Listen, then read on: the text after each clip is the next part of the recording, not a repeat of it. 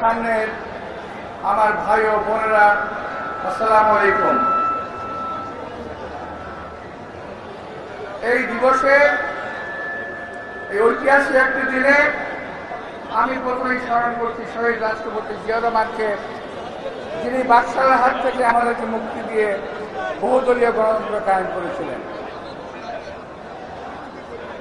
আমি স্মরণ করতে চাই আমার নেত্রী দেশনেত্রী বেগম খালেদা জিয়াকে, যিনি আমাদেরকে এই গণতন্ত্র লালনের সহায়তা করেছেন। আজকে আমাদের নেতা তারেক রহমান, যিনি লন্ডনে আছেন, তিনি দীর্ঘদিন লন্ডনে থেকে এই দলকে সুযোগ্য নেতৃত্বে পরিচালনা করেছেন। প্রিয় ভাইয়েরা, আমাদের সময় খুব কম, বক্তব্য রাখা যাবে না। আমি খুব সংক্ষেপে একটি কথা বলি। আমি কিছুক্ষণ আগে খাওয়ার সময় টেলিভিশন স্ক্রিনে দেখছিলাম একটি দল আজকে মিটিং করে বলছে একটি বৃহৎ দল গণতন্ত্র নিয়ে ষড়যন্ত্র করছে। আমি ধরে নিয়েছি ওনারা কাকে মেইন করেছেন, যে একটি দল যারা ধর্মের ব্যবসা করে, বেহেশতের টিকিট দেয় যারা, তারা বলছে একটি বৃহৎ দল এই দেশের গণতন্ত্র নিয়ে ষড়যন্ত্র করছে।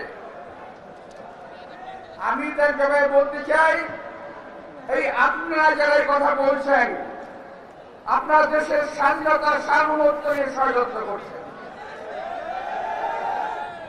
এই দেশের স্বাধীনতা বিএনপি নেতা শহীদ রাষ্ট্রপতি জিয়া রহমান সাহেবের নেতৃত্বে হয়েছিল।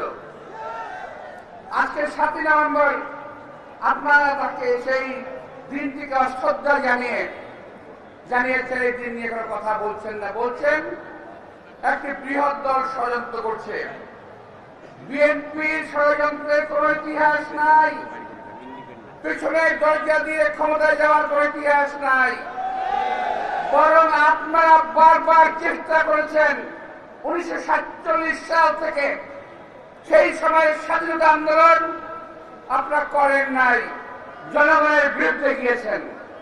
71 সালে জনগণের বিরুদ্ধে গিয়েছেন, এখনো জনগণের বিরুদ্ধে যাওয়ার চেষ্টা করছেন। বিএনপি কিছুদিন যাবৎ খুব শান্ত, সভ্য, ভদ্র হিসেবে আমরা বলেছিলাম এই সরকারকে আমরা সহযোগিতা করব। আমরা বরাবর সহযোগিতা করে যাচ্ছি। আপনারা যদি আমাদের এই নম্রতাকে, এই ভদ্রতাকে যে দুর্বলতা ভেবে থাকেন, বোকার স্বর্গে বসবাস করছেন। বিএনপি যদি মাঠে নামে, আপনাদেরকে ট্যাবলেট খাওয়ার জন্য খুঁজে পাওয়া যাবে না। আমরা বলে দিচ্ছি, আমরা হুঁশিয়ার করে দিচ্ছি, ষড়যন্ত্র থেকে সাবধান থাকেন। সনদ নিয়ে কি হয়েছে এই বিষয়ে আমাদের নেতা মির্জা ফখরুল ইসলাম সাহেব বলবেন। আমি বললে সময় নষ্ট হবে, আমি বলতে চাই না।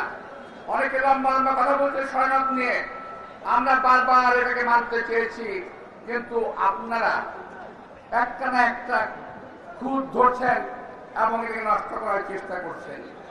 এই সমস্ত অপকর্ম বাদ দেন। বিগত দিনের ইতিহাস থেকে দেখে নিন, আপনার ক্ষমা চান, এখনো সময় আছে।